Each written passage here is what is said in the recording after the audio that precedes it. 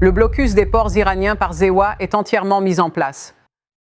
Le commandement central a annoncé qu'aucun navire n'est entré ni sorti de ces ports iraniens dans le détroit d'Ormuz. Le blocus imposé par le président augmente la pression sur ce régime islamique, le forçant peut-être à revenir à la table des négociations, peut-être même dans les prochains jours. Je suis Harris Faulkner. Vous êtes sur Faulkner Focus? Le commandant du CENTCOM, l'amiral Brad Cooper, a déclaré « En moins de 36 heures de blocus, les forces des États-Unis ont complètement interrompu le commerce entrant et sortant de l'Iran par ordre de commandement. » Le blocus est une opération militaire. Selon le CENTCOM, plus de 10 000 militaires, plus d'une douzaine de navires de guerre et des dizaines d'aéronefs participent à l'opération. Et cette image nous donne une vision très claire de la façon dont le blocus dans le golfe d'Oman est appliqué. Le golfe est la plus grande étendue d'eau près du détroit d'Ormuz. Cela offre plus d'espace pour les opérations militaires et, de ce point de vue, nos militaires peuvent identifier les navires plus tôt en mer et les suivre sur une plus grande distance. Cela laisse plus de temps pour déterminer si les navires peuvent passer ou s'ils doivent faire demi-tour. Et c'est ce qui se passe. Le président Trump évoque les progrès accomplis grâce à ce que vous voyez là-bas. Ça a été incroyable, en fait. Je pensais que cela allait arriver. Ils ont réagi à cela aussi. Je pense que, vous savez, nous les avons anéantis et cela semble presque être plus une réaction que ce que nous avions avant. Je pense que c'est presque fini. Ouais, je veux dire, je vois ça comme étant très proche de la fin. Tu sais quoi? Si je me retirais maintenant, il leur faudrait 20 ans pour reconstruire leur pays. Et nous n'avons pas terminé. On verra ce qui se passe. Je crois qu'ils veulent conclure un accord. Ancien pilote d'hélicoptère Black Hawk et commandant de bataillon, le lieutenant-colonel Darren Galba en vedette avec le correspondant principal de la Maison-Blanche, Peter Doocy. Peter. Harris, les autorités à la Maison-Blanche insistent. Ils reconnaissent les prix élevés de l'essence, mais affirment qu'ils auraient pu être pires. Si tu m'avais dit que nous serions à seulement 92 $ le baril, j'aurais vraiment été très surpris. N'est-ce pas? Et tu sais quoi? Je suis très heureux. Mais ça va vite chuter une fois fini. Et je pense que ça pourrait s'arrêter bientôt. Si vous êtes malin, ce sera très rapide. Le président est confiant que son avertissement de lundi à la Chine de ne pas envoyer d'armes à l'Iran, sous peine de sanctions, a été entendu. Il a publié « La Chine célèbre que j'ai ouvert le détroit d'Ormuz. Je fais ça pour eux et pour le monde. Cela ne se reproduira pas. Ils n'enverront pas d'armes à l'Iran. Le président Xi m'embrassera à mon arrivée là-bas bientôt. Nous travaillons bien et intelligemment. N'est-ce pas mieux que de se battre? Mais souvenez-vous, nous sommes très bons pour nous battre, si nécessaire, bien meilleurs que n'importe qui d'autre. Nous venons d'entendre combien la baisse des prix élevés de l'essence pourrait être longue. Le pétrole et le gaz naturel, et ce sont justement ces produits que le gouvernement Biden a tenté de restreindre afin de limiter l'accès à une énergie abondante et à faible coût. C'est là que le président veut nous emmener avec la sécurité énergétique et la stabilité nationale et internationale. Il travaille là-dessus très rapidement et ce sont les petites entreprises qui en bénéficieront à long terme. Oui. Avec la déréglementation. Loeffler et le secrétaire Scott Bessent seront dans la salle de réunion dans moins de 2 heures, en affirmant que les politiques de Trump mettent plus d'argent dans la poche des gens, malgré le fait que les prix de l'essence pourraient encore augmenter. Harris. Oui, c'est la saison des impôts. Le président préparait ça avec cette interview chez Maria. Maria, et il semble que la saison des impôts va aider à compenser cela avec les déductions. Pas d'impôts sur les pourboires et ce genre de choses. Peter, merci. J'ai fait des reportages à ce sujet, y compris hier, en suivant le coup de ce blocus contre l'Iran. Leur économie était déjà en difficulté et cela montre à quel point ils sont touchés et pourquoi c'est si efficace. Aucun coup de feu n'a été tiré. Le régime iranien perd environ 435 millions de dollars par jour parce que ses navires ne peuvent ni entrer ni sortir de ses ports par le détroit d'Ormuz. Cela inclut 276 millions provenant des exportations, de l'argent qu'ils auraient pu recevoir en vendant à d'autres pays. Aïe! De plus, ils subissent de pires nouvelles sur l'inflation et la dévaluation de leur monnaie. Voici les infos du chercheur ayant mené l'analyse et que je suis depuis un moment. Et donc, ils ont probablement entre 13 et 15, voire 14 à 16 jours de capacité de stockage suffisante pour le pétrole.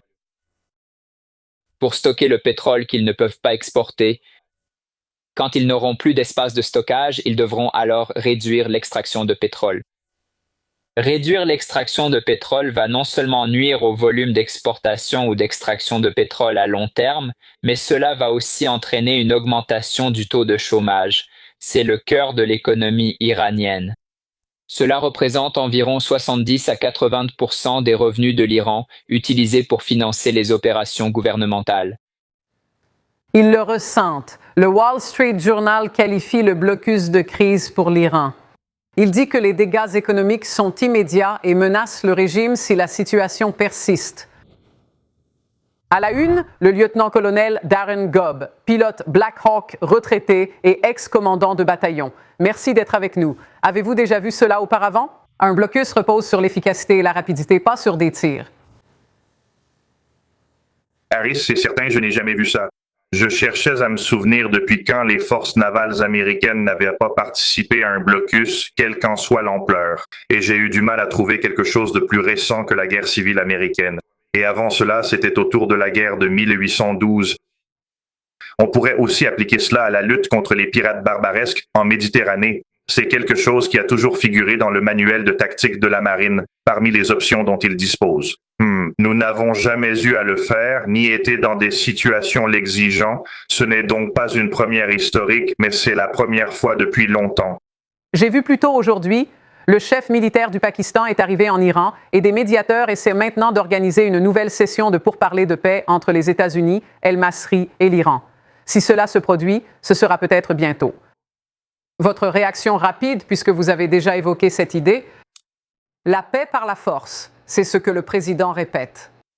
En fait, cela fonctionne dans ce cas et cela pourrait mener à plus de discussions de paix. Votre avis? Oui, c'est possible et je pense que les négociations de paix valent toujours la peine, même si cela prend quelques jours de plus. Je préfère le blocus et les conséquences économiques pour y parvenir plutôt que les hostilités. Tout d'abord, nous ne voulons pas utiliser les forces américaines dans des endroits comme l'île de Karg et le blocus est plus efficace et atteint les mêmes résultats. Mais si nous continuons à exercer une pression économique, peut-être que les dictateurs iraniens prendront conscience de leur situation réelle et s'assiéront à la table des négociations pour parvenir à un véritable accord et à une négociation.